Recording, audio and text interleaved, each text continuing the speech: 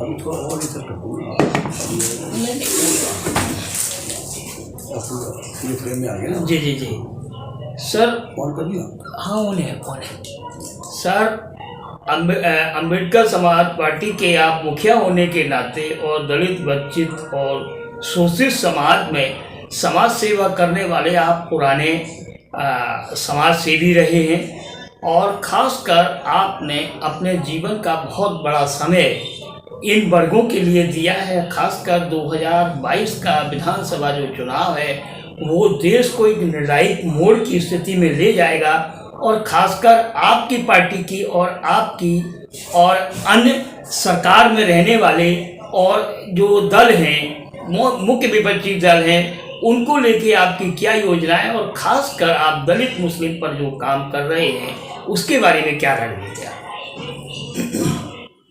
ब्रजनंदन जी, उत्तर प्रदेश के चुनाव को लेकर मैं तो चाहता हूं कि जो जितने भी सेकुलर लोग हैं, सच्चे सेकुलर, बनावटी सेकुलर नहीं, सच्चे समाजवादी, अगर ये सारी पार्टियां हम लोग इकट्ठे होकर एक साथ मंच पे आ जाएं तो मैं समझता हूं कि 90% जो हमारे लोग हैं उन्हें वोट देना पड़ेगा, वो वोट देंगे। मेरी कोशिश रही है, कई साल से कोशिश रही है, दलित मुस्लिम का जो गठजोड़ है, जो अलायंस है, दलित मुस्लिम का अलायंस हो और उसके अलायंस के साथ साथ मतलब ऐसा हो कि हम इसको बीजेपी को, जो बीजेपी ने देश को बर्बाद किया है, तो अब बीजेपी को हम लोग रोक सकें। लेकिन ऐसा मुझे कुछ नज़र नहीं आ रहा। तमाम जगह जगह उत्तर प्रदेश के इलेक्शन को लेकर खासतौर से जगह जगह खिचड़ी पक रही है और खिचड़ी ऐसी पक रही है, बेमेल खिचड़ी। वो मैं नहीं समझता वो बेमेल खिचड़ी इलेक्शन तक पहुंच पाएंगी या बेमेल खिचड़ी में कोई मतलब कोई सार्थक रिजल्ट आएगा। मेरी कोशिश हमेशा रही है कि भाई मैं तो यहाँ तक कहता हूँ किसी को भी मुझे यूज कर लो, मिसयूज कर लो, इस शैतानी भाजपा और आरएसएस से पीछा छुड़ाने के लिए मैं कुछ भी करने के लिए तैयार हूँ, कोई कुर्बानी देने के लिए तैयार हूँ। मेरा ऐसा कोई स्टेक नहीं है, लेकिन लोग मेरे साथ आने में घबराते हैं। लोग बाई एंड लार्ज, चाहे कोई भी पार्टी हो, जो भी आपको बड़ी पार्टी समझें कैसी समझें, सारी पार्टियां इस बात से घबराती हैं कि मेरा स्टैंड क्लियर है और मैं बाबा साहब के मूवमेंट का सिपाही हूँ। बाबा साहब की जो विचारधारा है उससे इतर नहीं जा सकता।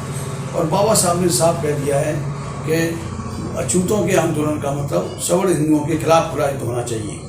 इसका मतलब सवर्ण हिंदू हमारा दुश्मन है और आज तक बदमाशी कर रहा है, हत्या बलात्कार जो भी है तो ये सारा कर रहा है। और जो उसके देश की जो 3 बड़ी बीमारियां हैं, ब्राह्मणवाद, सामंतवाद और पूंजीवाद, तो उसका भी यही सवर्ण हिंदू रिप्रेजेंट करता है।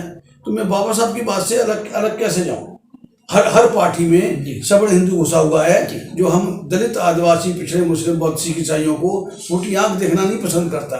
तो पता नहीं ऐसी राजनीतिक सत्ता से जो आती रही है अब तक, चाहे मुलायम सिंह यादव जी की हो, मायावती जी की हो या कोई और किसी पार्टी की हो, उससे इस समाज को, इस बहुजन समाज को कुछ हासिल नहीं हुआ है।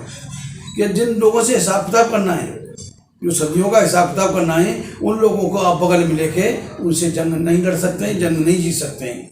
तो ऐसे किसी मंच पे भाई तेजी का जाना, अम्बेडकर समाज पार्टी का जाना मैं मुमकिन नहीं समझता और ऐसा इनसे कोई अछूता नहीं है। जहाँ तक के मैं नाम नहीं लेना चाहूँगा, एक सोकाल्ड बड़ी पार्टी यहाँ तक हुआ कि भाई सारी बात थी, तैयार थे सब लोग अलायंस के लिए, लेकिन जब वहाँ उनके जो जड़ में जो बैठा है, ब्राह्मण बैठा है, जब उनसे मंत्रणा हुई तो उन्होंने कहा भाई इस आदमी को अगर साथ में ले लिया तो हिंदू वोट कट जाएगा। तो भाई मैंने कहा ठीक है, अब तुम हिंदू वोट को संभालो, बाकी मुझे छोड़ दो, मैं बाकी मुस्लिम, बौद्ध, सिख, ईसाई, पिछड़ों को भी संभाल लूंगा। इस देश में दलित, आदिवासी, पिछड़े हिंदू नहीं, हिंदू मानसिकता के गुलाम है। नहीं तो मंडल कमीशन पे हायतुबा किसने मचाया? इन्हीं सवर्ण हिंदुओं ने।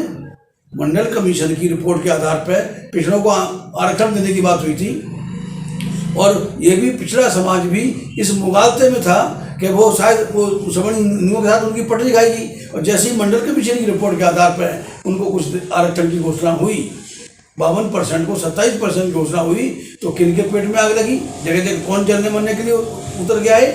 तो ये वही सवर्ण हिंदू वो सवर्ण हिंदू ना तो पिछड़ों को चाहते हैं, और SC ST को जाने का तो सवाल नहीं था। और शेड्यूल ट्राइब को तो नक्सलों के नाम पर मारते हैं, और शेड्यूल कास्ट को रोज आए मर्डर हत्या बलात्कार शेड्यूल कास्ट की होते बहन बेटियों को होता है, और मुसलमान को ये लोग पसंद नहीं करते। तो ये साफ जाहिर है कि बाबा साहब जैसा एक बड़ा विद्वान, दुनिया का माने हुए विद्वान थे, और उनका ये एक स्टैंडर्ड ओपिनियन थी कि सवर्ण हिंदुओं के खिलाफ खुला युद्ध होना चाहिए, आर पार की जंग होनी चाहिए। लेकिन आर पार की जंग ये कुछ पार्टियां हैं, या आर पार की चाहे सपा हो या बसपा हो, जो कहने के लिए तो दलित और पिछड़ों की पार्टियां हैं, लेकिन ये मतलब जो ताबेदारी या जो भी है करके उन्हीं की करती है। सर अगला सवाल इसी में से और एक है कि वर्तमान समय में कल परसों प्रयागराज के अंदर 4 सवर्ण ने एक पारसी समाज के जो कि दलित वर्ग से आते हैं, एक लड़की को मारकर 4 लोगों की हत्या कर दी, और उस पर बहुजन समाज पार्टी जो अपने को बहुत बड़ा दलितों की शुभचिंतक मानती है, उनकी तरफ से सिर्फ एक ट्वीट आता है और उसके बाद में कुछ नहीं होता है। आप क्या दलित में पारसी समाज को भी अपने साथ लेके चलेंगे? जिसे आप बहुजन समाज पार्टी कहते हैं, पहले तो वो बहुजन समाज पार्टी बनी, बहुजन समाज पार्टी, फिर सतीश मिश्रा जी का पदार्पण हुआ तो वो उनके कहने से वो ब्राह्मण समाज पार्टी बन गई। और दो बुलंदशहर और बिजनौर की सभा में सतीश मिश्रा ने कहा था कि BSP के माने ब्राह्मण समाज पार्टी, वो मेरे पास आज भी रिपोर्ट रखी हुई है।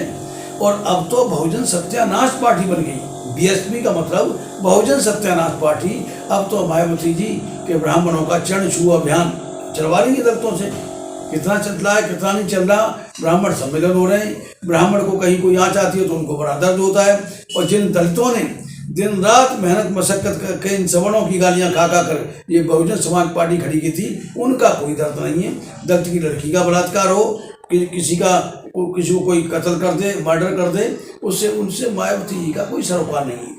पूरी तरह से वो ब्राह्मणमय हो गई हैं, ब्राह्मणवाद में पूरी तरह से लीन हो गई हैं। अब उनसे तो ये उम्मीद करना कि वो पारसी समाज के लिए वो संघर्ष करेंगी, या जाटव या चमार समाज के लिए करेंगी, या किसी वाल्मीकि समाज के लिए करेंगी, संघर्ष तो उन्होंने आज तक कहीं किया नहीं। कहीं कोई आंदोलन किया हो मायावती जी ने तो मुझे बताइए। सिर्फ राजनीति की, और वो भी दलितों के वोट पे, ब्राह्मणों के लिए, ब्राह्मणवाद के लिए। सर ब्राह्मणवाद की जब बात आई तो अभी उन्होंने अयोध्या में जाके अपना प्रतिनिधि बना के सतीश मिश्रा जी को भेजा, और लखनऊ के अंदर ब्राह्मण सम्मेलन, द्विज सम्मेलन किया। क्या आप बहुजन समाज के अंदर भी मायावती जी जो अपने को दलितों का शुभचिंतक, बहुजन समाज का शुभचिंतक कहती हैं, उन्हें ब्राह्मण समाज की जरूरत पड़ गई है, ब्राह्मण सम्मेलन करने की जरूरत पड़ गई है?